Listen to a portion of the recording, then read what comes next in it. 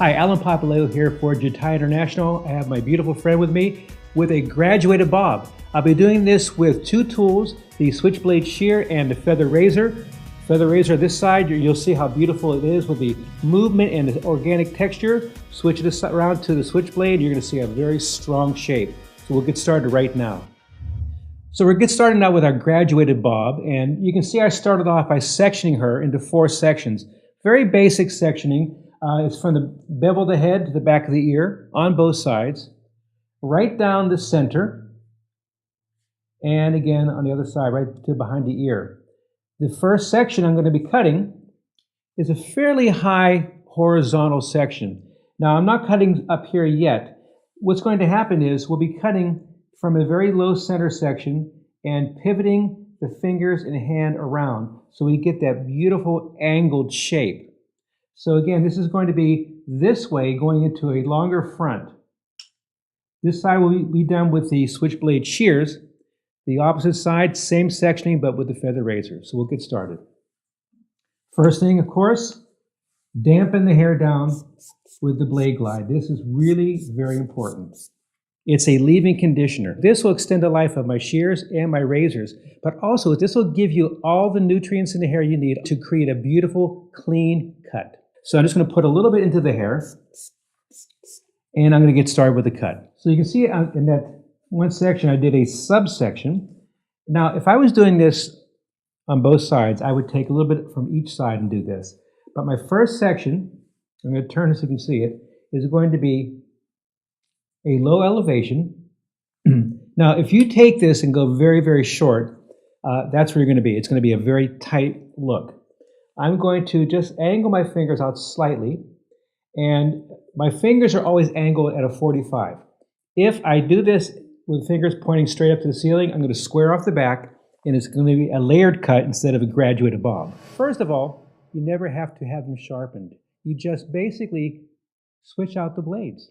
And no tools needed to do that. So the frame has a lifetime guarantee. The frame itself basically is self-aligned, so this is pretty cool, and high quality steel. So first section, low elevation.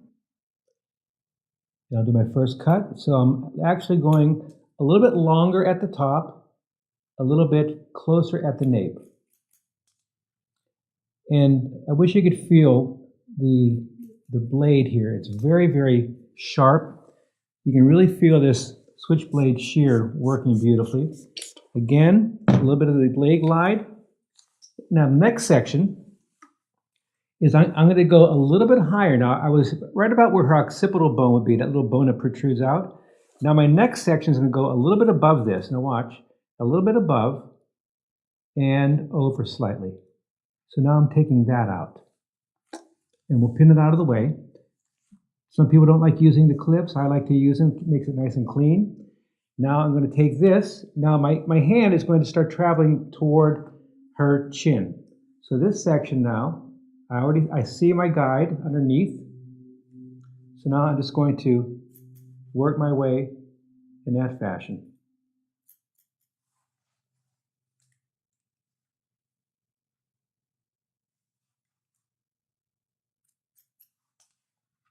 Another section.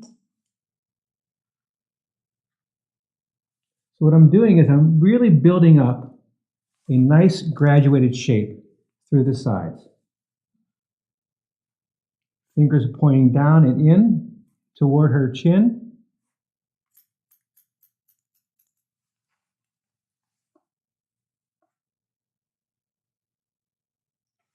Sheeting the fingers a little bit closer to the neckline. So I'm creating that nice graduated movement. Last section here now builds on top of that.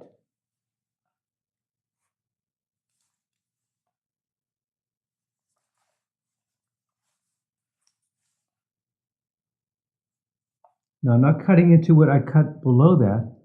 My fingers are close to the neck because I'm going from a graduated shape in the back, which is a little more higher, to almost a one length right behind the ear.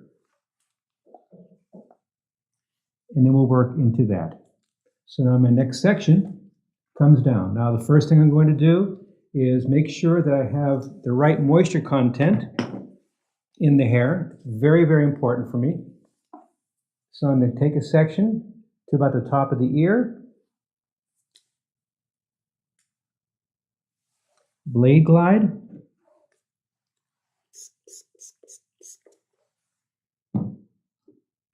And instead of working in the back here, I'm going to start working on the side.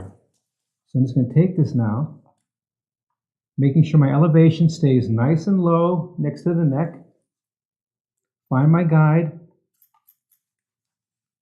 and then start working my way up into my higher graduated point in the back.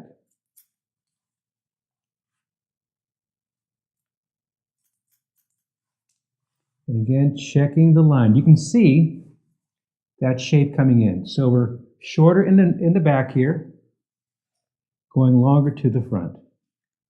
Same thing now, building onto that front piece.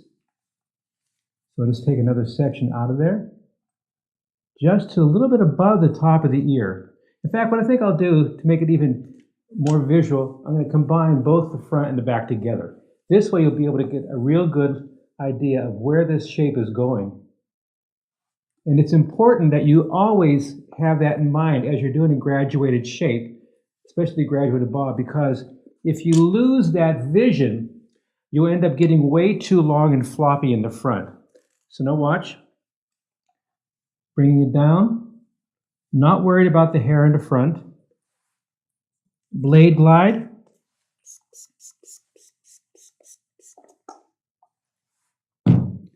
Starting again behind the ear. So from right here, finger angle. Now my fingers are very, very close to the bottom of the neck. And as I move my way back, my elevation goes up.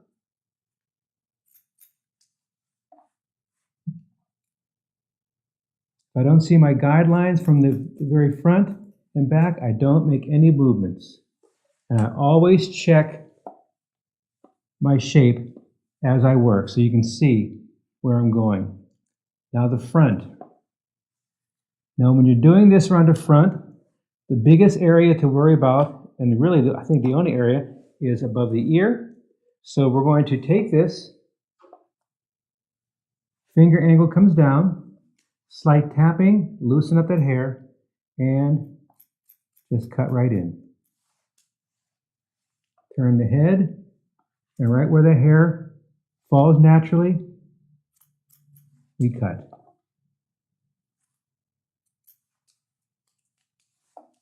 Always check your response to the hair. Another section, same thing. I'll show you the angle right after I take this section. I'm going to make sure that my partings are not horizontal, which would make me tend to want to go this way. My partings are always going to be at the angle that I'm cutting, so they're exactly the same. So wide teeth of the comb, loosen that hair up. Starting behind the ear again. This is where the one length starts to begin in that shape. Now watch this now. If I move my fingers in this position, I'll start to graduate underneath here. I'm going to take it as close as I can to the neck. Move back, I start to elevate because I know that my elevation is right about there. And I keep moving up into my highest point of this shape.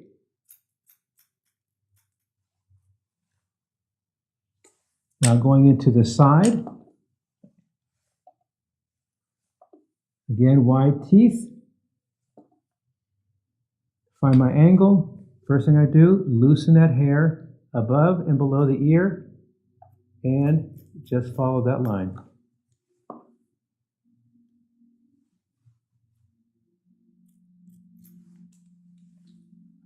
Again, same technique. This is the nice thing about doing this kind of a shape because you don't have to worry too much about changing angles. They stay very consistent.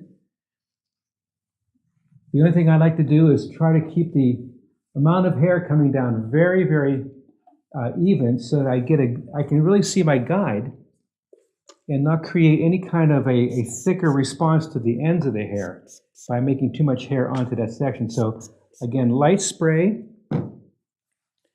and I'm starting, as I did before, right behind the ear.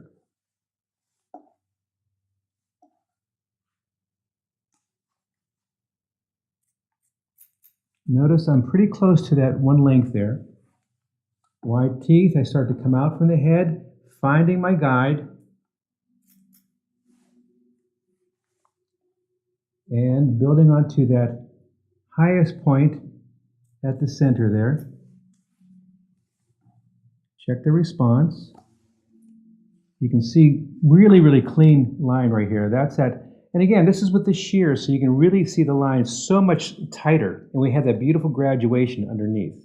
So that when this is dried, it's going to create that really nice soft bevel. Now going to the side. Exactly the same thing. Making sure that the hair that goes here, really wants to go here, doesn't come back to here to be cut. It stays right there. So I'm just going to very lightly hold on to that hair, very, very lightly, tapping, loosening it up, making sure that I'm staying right at the natural fall. If the hair goes right in the front of her face, even on a real person, you're going to be standing right in the front. You're not going to be pulling it back to the side because you'll end up getting your graduation out of alignment. Bring the rest of the hair down. Comb it down into its natural fall. Again, using the wide teeth. Your combs have different teeth on it. The wider the teeth, the looser that shape is. Go to your finer teeth and you really tighten up that line. So as I'm getting to the top here, I really want this to be a little looser because this hair, when it dries, is going to start to move around different curves. So I want to make sure that there's the least amount of cleanup in the haircut afterwards. So I'm just going to, again, go back into the back here. And I'm not even using a whole lot of the blade glide now because I want this hair to start drying a little bit so I can see what's happening. First section, right at the back of the ear. We start to turn the head. We start to come off of the head. This is where our graduation starts to begin. So right here, going up higher into the center.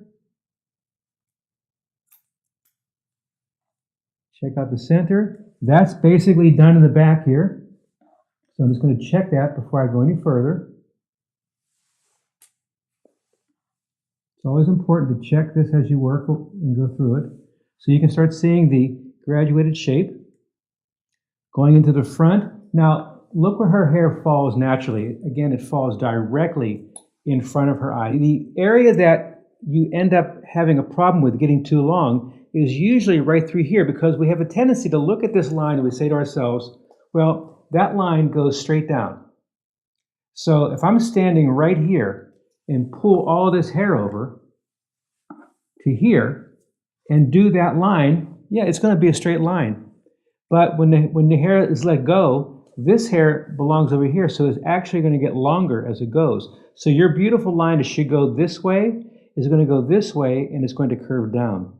So you want to make sure that you're really letting that hair fall naturally. That's so important on this shape. So again, taking this, not a whole lot of tension, very little tension, tapping above the ear, tapping below the ear, that loosens up the hair, and cut. Now again, going to where that hair falls naturally, and I'm going to make sure that I'm cutting, my fingers are close to the skin. If I'm out here, if I'm not aware and I'm out here, I've really graduated and I've taken the weight off that line. So keeping this as much as I can into a one length shape. Just cutting right into that.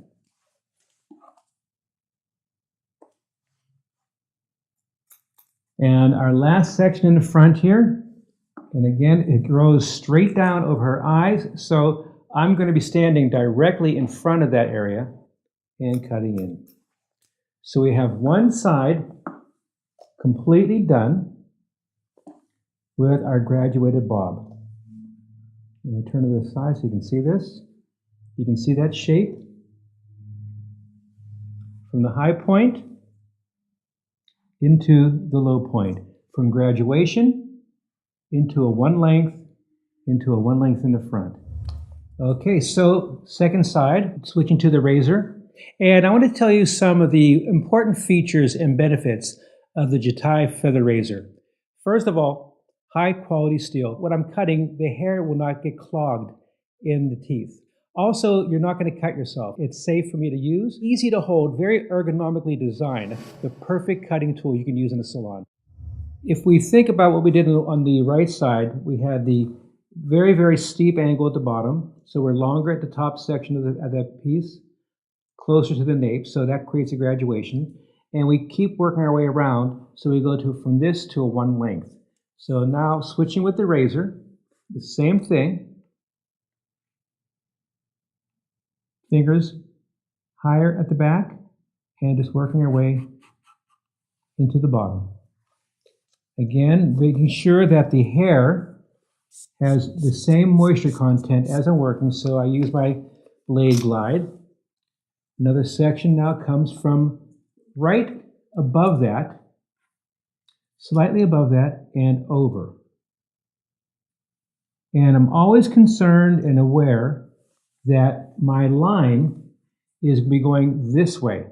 So I have to always be aware of where my fingers are pointing. If I go with my fingers anytime horizontal or more like that, it's going to create a squared shape. I want that clean angle. So again, taking the hair, finding my guide, and cutting, and making sure as I do this that I continue to check the balance on both sides. And I want you to see what I'm doing also with the razor. This is important. I'm not using the flat of the razor. I'm not using the full body of the razor. I'm working more what I call the heel of the razor, through here. So we have like the toe of the razor if I want to do some pointing in here, but I'm really working more with the inside heel of the razor as I'm working. And notice also that I'm not hacking at it. It's all in the wrist. It's all in a very, very gentle and artistic flow as you're working. Make sure you continue to check your lines, because you don't want to be off too much on the second side, because you're going to end up having to go to the other side and start to tweak that. And pretty soon you have a much shorter haircut than your client wanted, and you're not going to be happy with the results. So taking it out of the way. Again, I'm not using that flat of the razor. I'm not taking the whole body of the razor and doing this. It's really the inside right here that I'm working with. So I'm taking the inside heel of the razor and just working my way over. And I'm really looking, I'm visualizing my line. I'm seeing where that line is at. My angles and my elevation are very, very low, because I need to be close to almost a one length in the front here. And you're definitely going to see a difference in how the hair lays on both sides. If I wanted the same thing on both sides, if I wanted the same shape over here on this side, I would stay with my switchblade shears. I'm actually wanting to create a more softer, organic feel and show you the difference, the beautiful difference that a razor can make in a classic shape. So again, a very nice angled parting, section of hair out of the way. If you need to, you go right back in again and you use your blade glide. This is allowing me to really move through the hair beautifully. There's no snagging. It's equalizing the porosity of the hair at the same time. It's conditioning it so it feels great. Now here I go. So from here, inside the heel of the razor, working my way down. If I'm in my salon working on one of my guests, my body is right to the side, right next to her as I'm working. And I'm also making sure that I'm not over directing this hair. It's coming straight down, and working in. Now, if you need to, you can also switch now to the very, very toe the razor to etch that in. This is the area that, again, we have a lot of problems with. And with the razor, it's a little different than with the shear. So you have to be a little less aggressive with the tension. So now I'm going to just hold it very, very slightly and just etch my way down. So this is the line I'm going for. I usually like to err a little bit longer. I could always go back in and cut a little bit more. Now, if you want to, you can also learn to switch your hand position, and you can move in this direction also and use this to toe the razor. But again, notice that I'm not putting my finger in here and I'm not hacking at it. I'm really using the razor a little more balanced. Now, before I go any further, I'm just going to hold these front pieces here and see how much balance I have. Pretty much I'm on the right track here. Now I'm going to go back in, one more section here, bringing it down. I'm not getting real greedy with the amount of hair I bring down. If you catch yourself out here cutting, you're going to have a hole through here. So you want to make sure you keep this very, very low, because remember, the hand is going closer to the neck, to more of a one length shape.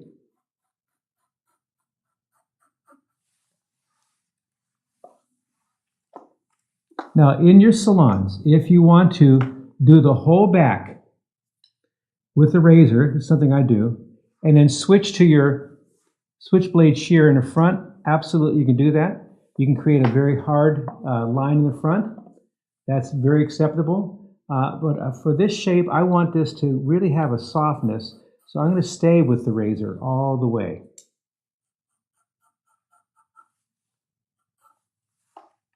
And again, checking my balance, the rest of the hair comes down.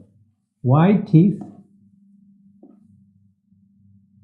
making sure my hand is close to the head, and working my way down to the corner, right behind the ear.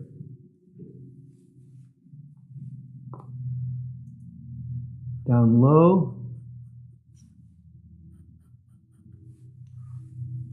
and now going into the sides.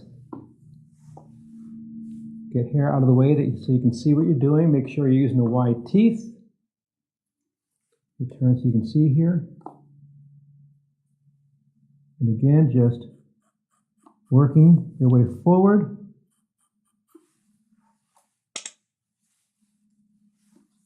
Making sure you're directly where the hair is falling naturally.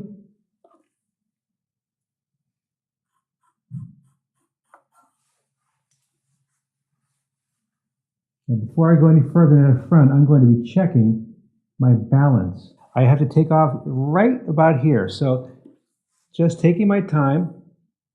If I need to, I could always take off a little bit more. But at this point, I can't put it back on, and I don't want to have to go to the other side and try to balance it out. Now, at the very end here, what I'm going to do is I'm going to switch from going with my heel of the razor, but now I'm going to turn it so I have a little stronger line right in the front here, that front piece. So I can take this now and just angle it and cut. And then what we'll do is check it from the side.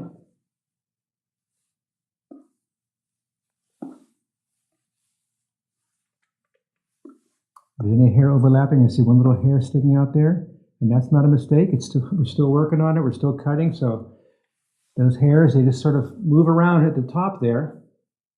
And after this is blown dry, of course, it'll change position a little bit also. So you want to make sure that you're trying to do as little amount of cleanup as possible.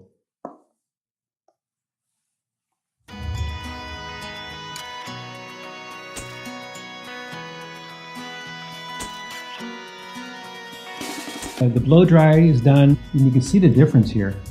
The razor, which has a lot more texture, which is really very soft and very, very feminine.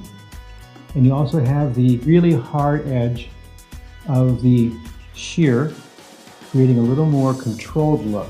Two great looks, one head here. Hope you like it.